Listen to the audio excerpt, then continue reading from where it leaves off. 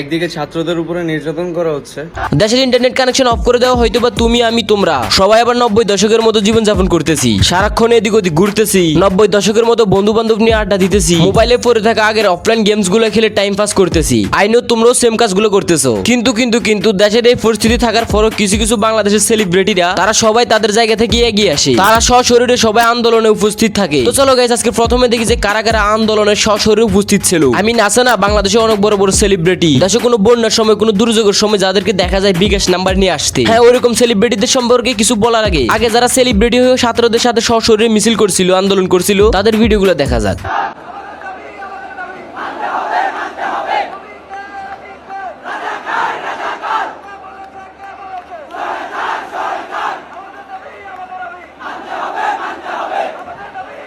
I think তোমাদের সবাইকে আবার বলতে হবে না যে ওমরান ফায়ার কেমন মানুষ, কজ ইতিমধ্যে তোমরা সবাই জানো ওমরান ফায়ার কেমন মানুষ। সে আগে থেকেই দুর্নীতির বিরুদ্ধে প্রতিবাদ করতেছে, এন্ড রাইট নাও সে এখন ছাত্রদের সাথে প্রতিবাদ করতেছে। এটা যেহেতু কোনো পলিটিক্যাল ইস্যু না, এন্ড আমরা যেহেতু একজন স্টুডেন্ট, অবশ্যই প্রত্যেকটা স্টুডেন্টই চাইবে যে কোটা সংস্কার করা হোক। আমরা স্টুডেন্ট, আমরা চাই যাদের মেধা আছে তারাই চাকরি পায়, যাদের যোগ্যতা আছে তারা যোগ্য জায়গায় বসুক। এই যে এই কোটার কারণে দেশের মেধাবীরা চাকরি পাচ্ছে না, তাহলে কি ভবিষ্যৎ প্রজন্ম পড়ালেখা করে মেধাবী হওয়ার জন্য চেষ্টা করবে? আমার তো মনে হয় না। মেধাই হোক বড় কোটা, আমরা যেহেতু স্বাধীন দেশে বসবাস করি, তাহলে ছাত্ররা মেধার জন্য এই আন্দোলনটা করতেই পারে। ওয়ান সেকেন্ড, আমি আবার বলতেছি, আমি কোনো পলিটিক্যাল ইস্যুতে যুক্ত নই, জাস্ট আমরা কোটা সংস্কার চাই, মেধাবীরা মুক্তি পাক। সারা বাংলায় খবর দে, কোঠা পোতার কবর দে, কোঠা পোতার কবর দে, সারা বাংলায় খবর দে, খবর খবর। কি চিনছো রে? হ্যাঁ, তোমাদের কাফি ভাই, যেখানে খেলাধুলার সময় বিভিন্ন রকম ফানি ভাবে খেলার স্কোর, আউট, ওভার ইত্যাদি সম্পর্কে বিস্তারিত বলে থাকে। ইদানিং সে অলরেডি বাংলাদেশের জনপ্রিয় কন্টেন্ট ক্রিয়েটরের মধ্যে পরিণত হয়ে গেছে। হোয়াটএভার, এই কাফি ভাইকেও দেখলাম যে ছাত্রদের পাশে থাকতে। ক্যাম্পাসে ঢুকাই কেন?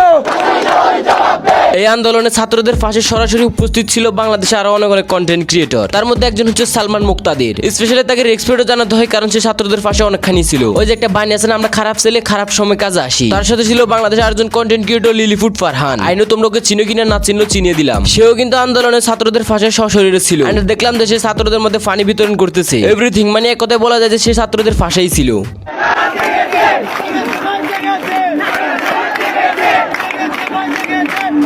ফ্রি ফায়ার গেমিং কমিউনিটির পক্ষ থেকে ছিল ইটস কাব্য। ইটস কাব্যকে তো তোমরা সবাই চিনো। ইটস কাব্য তার গ্যাং নিয়ে দেখলাম ছাত্রদের সাথে সশরীরে উপস্থিত হয়ে আন্দোলন করতে। এরা বাদে তো এই যে বাংলাদেশে এত হাজার হাজার মানবতার ফেরিওয়ালা, যাদের কিনা গরমের দিনে দেখা যায়, বর্ষার দিনে দেখা যায়, বন্যার দিনে দেখা যায়, যারা কিনা মানুষের সাহায্যের নাম করে বিকাশ নাম্বার, নগদ নাম্বার নিয়ে হাজির হয়। এক্স্যাক্টলি এখানে তার ইনকামও আছে। হ্যাঁ, আবার ওগুলো ভিডিও করে ফেসবুক, টিকটকে, ইউটিউবে আপলোড করে। আরো সব দান সাহায্যের ভিডিও দেখলে তো জানো বাঙালি কেমন জাফিয়ে পড়ে। দ্যাটস ওয়াই তাদের 10 টাকার দানে 10 লক্ষ টাকা পর্যন্ত ইনকাম হয়ে যায়। সো এই জন্য তাদেরকে আমরা ছোট্ট করে একটা নাম দিয়েছিলাম মানবতার ফেরিওয়ালা।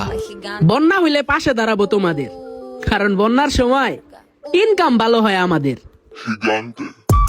সারা বছর মোটিভেশনাল স্পেস দেয়, মোটিভেশনাল ভিডিও বানায়। এমনই কিছু কিছু সেলিব্রিটি আছে যারা কিনা ছাত্রদের মোটিভেশনাল ভিডিও বানিয়ে সেলিব্রিটি হয়েছে। মানে এক কথায় বলতে গেলে তারা ছাত্রদের জন্য তারা নিজেরাই পজিশনে আছে, তারা নিজেরাই সেলিব্রিটি হয়েছে। আজ ঠিক সেই ছাত্রদের বিপদের টাইমে তাদেরকে আমরা কতটুকু ফাঁসা পাচ্ছি, সেটাই হচ্ছে মেইন বিষয়। ফারাজ করিম চৌধুরী, আইমান সাদিক, মুনজারিন সাহিদ, আরো অনেক অনেক মোটিভেশনাল স্পিকার, সাকিব আল হাসান, যে কিনা নাকি ক্রিকেট একটু খারাপ কিছু দেখলে প্রতিবাদ করতে ঝাঁপিয়ে পড়ে। না ভাই, এগুলো আমি বলতেছি না, এগুলো পাবলিকই বলতেছে। আমি জানি না এগুলো বলার পর আমার কি হয়, আমার যা হবার হোক, ওইটা ব্যাপার না। তোমরা জাস্ট একটু ফাঁসা থাকলেই চলবে। আর যারা চ্যানেল নতুন আছে তারা কষ্ট করে আপডেট পাওয়ার জন্য চ্যানেলটা সাবস্ক্রাইব করে রাখো। আশা করি যে তোমরা সবাই চ্যানেলটা সাবস্ক্রাইব করে ভিডিওতে একটা লাইক করবা। তোমাদের মতো স্টুডেন্টের কারণে আজ আমরা এই জায়গায় আসছি। এখন তোমাদের বিপদে যদি আমরা মুখ খুলতে না পারি, তাহলে আমরা কিসের কন্টেন্ট ক্রিয়েটর? গাইস, ছোট্ট একটা বিজ্ঞাপন, এরকম ভিডিওতে বিজ্ঞাপন দিতে চাইতেছি না। তোমরা বিজ্ঞাপন না দেখতে চাইলে স্কিপ করতে পারো। মোস্ট বেটের সাথে আমার যাত্রা সত্যি অফুরন্ত বিনোদন এবং আসন্ন নগদ পুরস্কার জেতার সুযোগ দিয়েছে। একটি খেলা যা বিশেষভাবে আমার মনোযোগ আকর্ষণ করছে তা হচ্ছে প্লঙ্ক। সমস্ত বিবরণ আপনাদের বলে চমক নষ্ট করতে চাচ্ছি না। আপনারা যদি অবসর সময়ে গেমিং উপভোগ করে থাকেন, মোস্ট বেটে বিভিন্ন ধরনের মনোমুগ্ধর গেম অফার করে যা আপনাকে ব্যস্ত রাখবে, এমনকি আপনার মজা করার সময় আসল নগদ পুরস্কার জিতাতে পারেন। মোস্ট বেটে রয়েছে বিকাশ, নগদ, রকেট ও অন্যান্য পদ্ধতির মাধ্যমে টাকা ডিপোজিট ও উইথড্রর সুযোগ। দেরি না করে এখনই মোস্ট বেটে রেজিস্ট্রেশন করুন, আর রেজিস্ট্রেশনের সময় আমার প্রোমো কোড শরীফ1 ব্যবহার করুন। লিংক পিন কমেন্ট বক্সে দেওয়া আছে। মোস্ট বেটে রয়েছে 24/7 সাপোর্ট সুবিধা। রেজিস্ট্রেশনের পরে 250টি ফ্রি স্পিন সহ আপনার প্রথম জমাতে অবিশ্বাস্য বোনাস পেতে পারেন আমার প্রোমো কোডটি ব্যবহার করলে। We are not Razakar. We are the Bangladeshi হিংস্র ন্যায় অধিকারী সোলজার।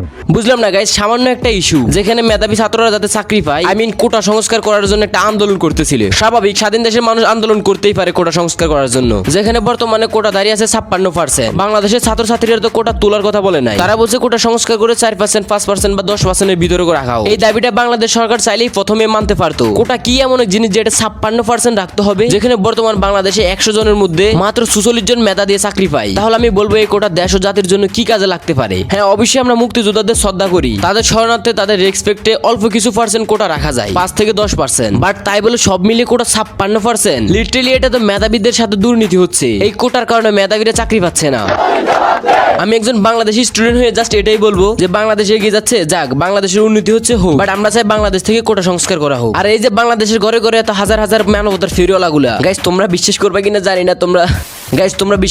জানি না, বাংলাদেশে গরম ফুলে এত পরিমাণ মানবতার ফেরিওয়ালা দেখা যায়, তখন যেন মনে হয় যে বাংলাদেশ মানবতার ফেরিওয়ালার দিক দিকে, দয়ালের দিক দিকে নাম্বার 1-এ আছে।